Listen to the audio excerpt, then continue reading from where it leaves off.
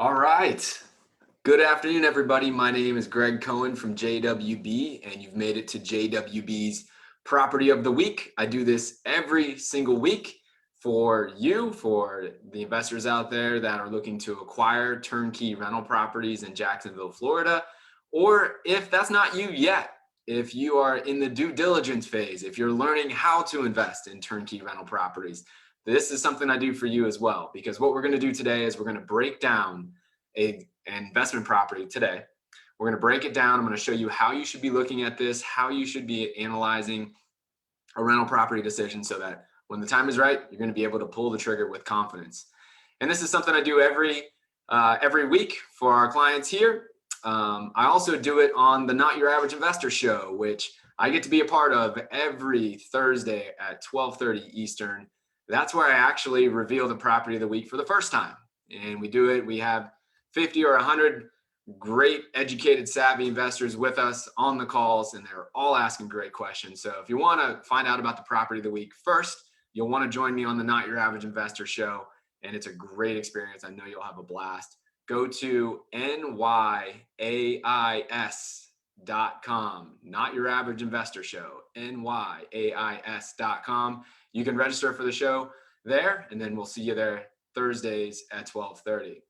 But today we're going to be talking about the property of the week. And thank you everybody who's watching live with me right now. If you want to go ahead and fire in some comments or questions during the call, I'm going to do my best. I've got my phone here, so I'm going to check that towards the end, and I'll be ready to answer those questions for you.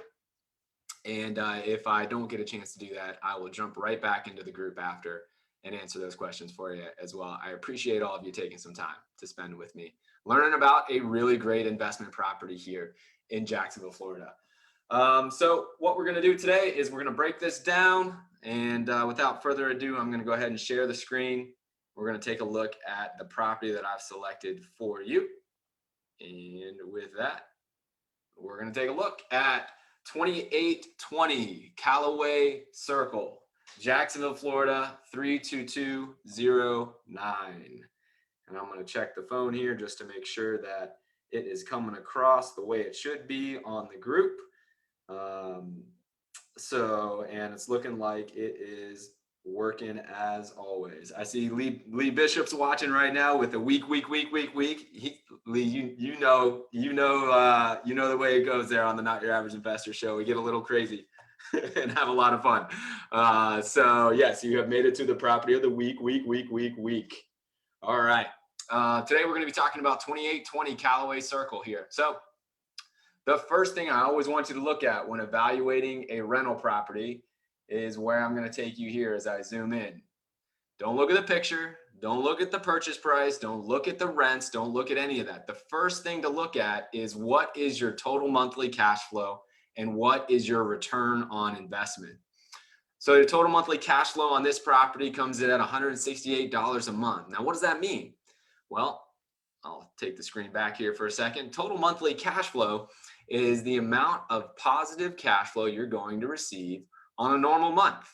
And positive cash flow means you've got the rental income coming in, and then you take away all the expenses that happen on a normal month. So what happens on a normal month? Well, the house is rented, and then you're going to have your principal payments to make, your interest payments to make, your property taxes to pay, your property insurance costs to pay. All of this is wrapped into one payment for you. Typically, that is what is called your PITI, or that's what many people just call your house payment, your mortgage payment, right? So that's your PITI, principal, interest, taxes, and insurance. Those are all expenses. They happen every single month for you, and you got to pay it every single month.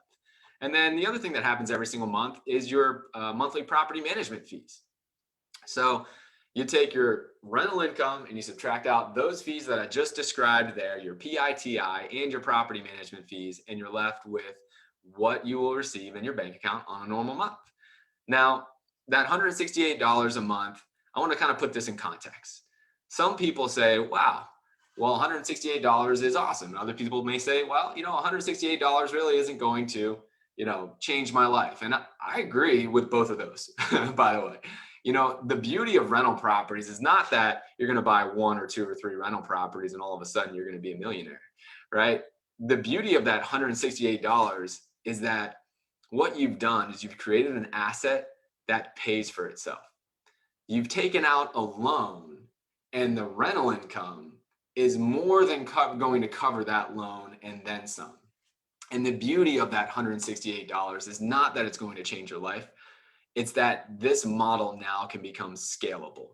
And when you invest in rental properties and you use smart debt, you're using the bank's money, you're using leverage, and you're investing in an asset that grows at an above average rate, which is what happens in a growth market like Jacksonville, and you hold on to this asset for a full market cycle, that's what's going to change your life. It's not the $168, but you need that $168 to make sure that it pays for itself every single month. So then you can go and acquire 2, 3, 5, maybe 10 rental properties over the next 10 or 20 years.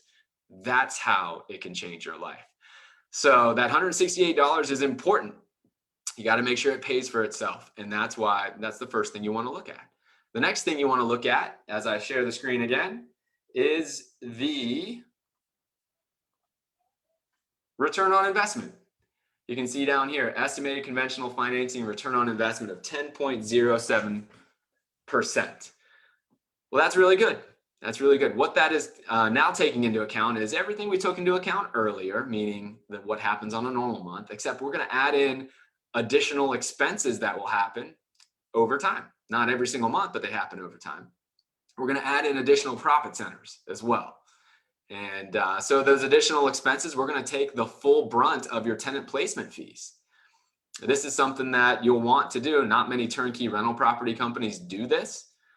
They don't even count them towards your expenses sometimes, or maybe a fraction. We count the full tenant placement fee, which is equal to 1 month's rent. And so what that does is that actually is more conservative. That lowers the estimated return on investment. And we think that's the right thing to do. We're also going to include maintenance cost and vacancy cost. And we're actually going to use real numbers, actual numbers that our clients are experiencing, not made up numbers, which a lot of turnkey rental property companies do. So you've got your tenant placement fees, your maintenance cost, your vacancy cost. Those are other expenses that happen over time. And so we're going to include those. We're also going to include tax savings and principal pay down. These are profit centers. These things happen for you, and these things increase your return on investment. So we're going to include those here. However, we are not going to include home price appreciation. And the reason why I don't include home price appreciation is because of two things. Number one, I want to underpromise and overdeliver. And when you start to throw in home price appreciation, the return on investment jumps up a lot. In fact, I'll show that to you here right now. Actually, this appreciation rate down here, all of our evaluations have a 0% appreciation rate off the bat. But I do that because I want to underpromise and overdeliver. And but I don't want that to be confused with the thought that maybe Jacksonville doesn't appreciate. It's actually quite the contrary. Jacksonville appreciates at a rate of 34% more than comparable cash flow markets out. And the markets that I'm comparing to are Birmingham, Kansas City, Cleveland, Dallas, and Memphis. If you look since 1991, 30 years, Jacksonville has appreciated at a rate 34% more than those markets out there, which are a lot of competing markets to Jacksonville for cash flow. So we actually do really grow. But the thing about it is you have to be buying and holding for a full market cycle in order to count on home price appreciation, because home price appreciation is cyclical, meaning if you look back and you look at the historical appreciation rate since 1991 and you hold on for the next market cycle, your home price appreciation rate on average is going to be close to what it was for the last 30 years. In Jacksonville, the home price appreciation since 1991 is 4.3% per year on average. And so as I put 4.3% in here, you can do this and you should do this if you are a buy and hold investor and you plan on holding on for the next market cycle, which is known to be between 10 to 20 years. So I don't know if you're going to listen to me. That's why I don't put it in there right off the bat. I hope you do. And if you do, you should be putting home price appreciation in and into your assumptions for evaluating your rental properties. And when you do that, you see the total return on investment skyrockets up to about 26% on this property. This is the power of smart leverage, of using other people's money, because as your market value goes up about 4% per year, you're only investing your own money at 25% down. And so if you want to do, here's a quick little trick here, or quick little math. Use your phone calculator and put $4,000, put 4,000 over 25,000. And what you're going to get is a 16% rate of return there. What I'm saying is, if you owned a property and it was worth 100,000 and it appreciated this year at 4%, that would mean you earned $4,000 from the appreciation. But you only put down 25%. So you only put down $25,000. So this is the beauty of leverage in real estate. Debt is so cheap, and assets over time grow here. And this is how you can earn over 20% returns in rental properties. So this home on Calloway is one that I really like, and I really love it because of the returns, as I mentioned. I also really love it because of property taxes. Property taxes are way low here. And so we spent a lot of time on the show yesterday talking about property taxes. I wanted to show you something that other rental property investors usually mess up when it comes to evaluating their properties on the purchase. You know, it all matters what your numbers are before you buy the property. And if you use the wrong property tax number, then you're going to set yourself up to fail. Well, $1,200 a year is way low. $1,200 for a year for property taxes is way low.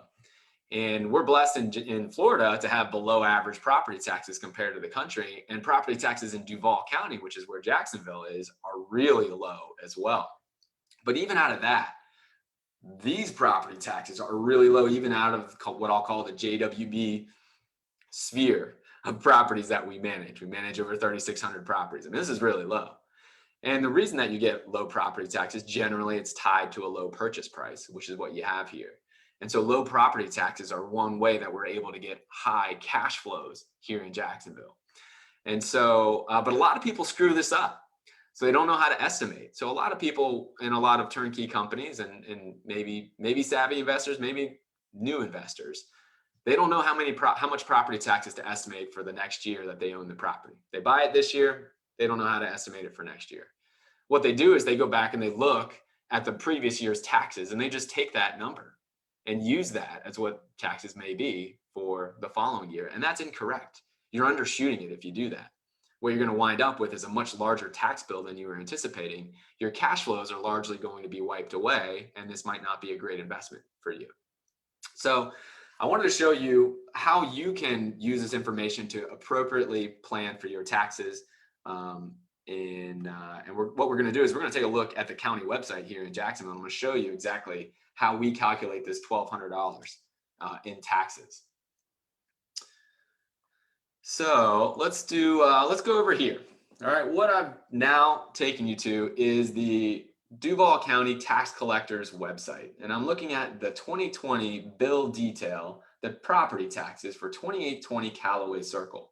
Now you can see it was owned by somebody else because JWB bought it. But there's a couple of things that you'll want to take a look at here.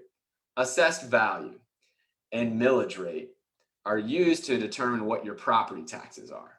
And so what the city does is it goes around and it assesses what your property value is. Well, every time that a property sells, there's a reassessment. And so your assessed value goes up when the house is sold, which is what's going to happen here. And so this $30,760 is not accurate based on what you're going to be taxed on. This millage rate is determined through public hearings in the local in Duval County here. It's the same way that I'm sure that it's done in your neck of the woods. And this is agreed upon rate. And then that's how they determine the property taxes. Well, property taxes for this property last year were $585 for this house on Calloway. Well, what we talked about here is the property taxes are actually $1,200 in our estimate. So we're estimating a whole lot more. A lot of turnkey companies, or if you're an investor yourself, a lot of people don't bump up the tax basis. They don't bump up what that assessed value will be.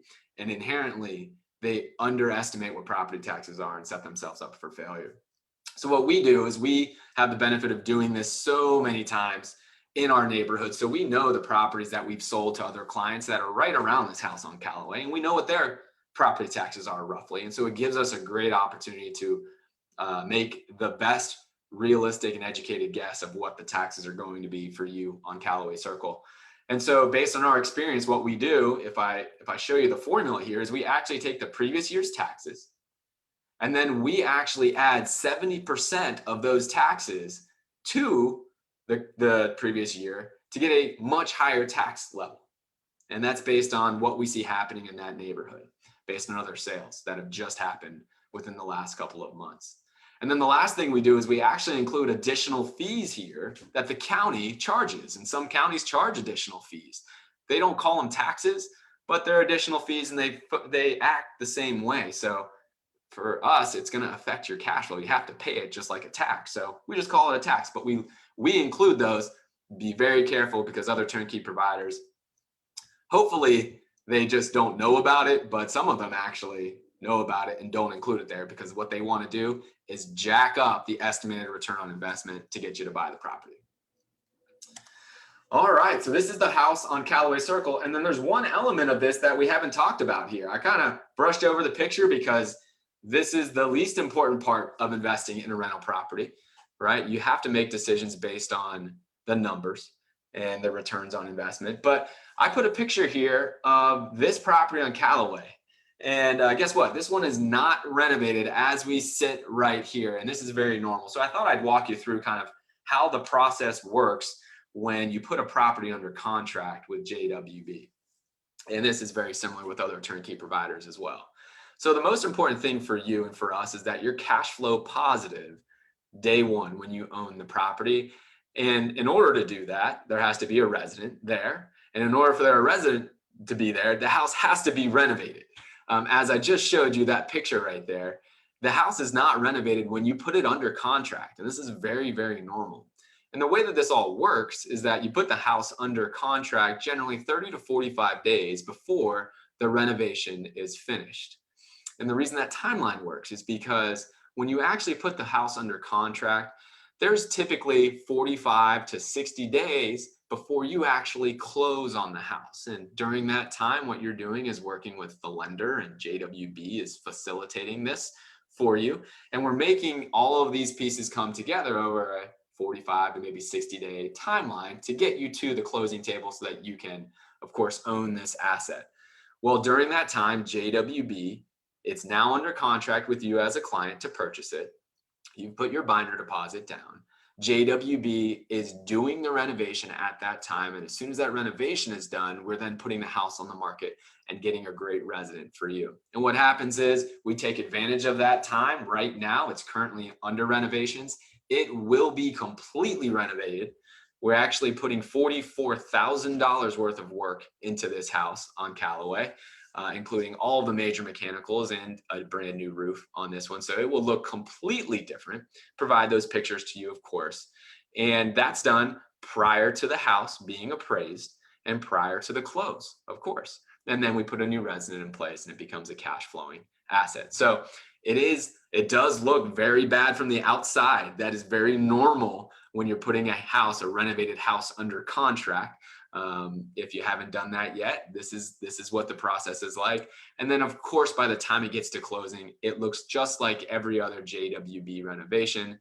And then there's a great resident in place with a long-term lease, and you're producing positive cash flow from day one. So hope you all enjoyed the property of the week here. If this is something you'd like to add to your portfolio, go ahead and reach out to my team here at JWB. If you're a current client, you can reach out to your JWB portfolio manager.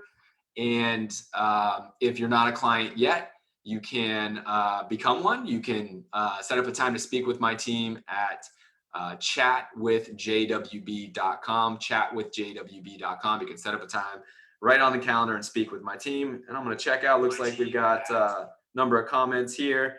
Look like, Lee, you are blowing up our comments, and I always appreciate all of your involvement, my friend. Let's pick up a couple of things that you've mentioned here. You mentioned not buying rental properties based on you living there, not buying it based on emotions and with your heart. And that's a really tough lesson to learn. especially for newer investors, right? You got to understand that you're creating a great value for somebody else to be able to rent this house, and that you, whether or not you want to live there, means zero as far as how this is going to perform as an investment. Your job is to create a great living situation, a great opportunity for somebody to rent this house, and there to be more value for them to rent it from you based on the location, based on the price, based on the condition, than their other options. It does not mean it needs to meet your standards. So you got to wipe that out of the way. So that's a great point.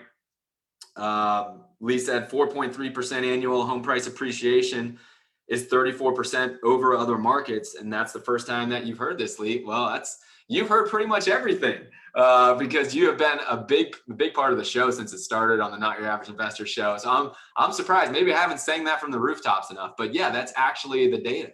If you go back and you look from 1991 all the way to present day, and you look at the average appreciation rates of Birmingham, Kansas City, Cleveland, Dallas, and Memphis, competing markets to Jacksonville for cash flow, Jacksonville's average home price appreciation rate is 34% higher than the average of those markets, which is shocking to many people. But that's why people come to Jacksonville, to be able to get positive cash flow, and also to get that above average home price appreciation. So thank you, Lee. Thank you, everybody, for tuning in here. Again, if this is something you're interested in, reach out to JWB by going to chatwithjwb.com or reach out to your portfolio manager. And I wish you all a very happy investing journey. Take care, everybody.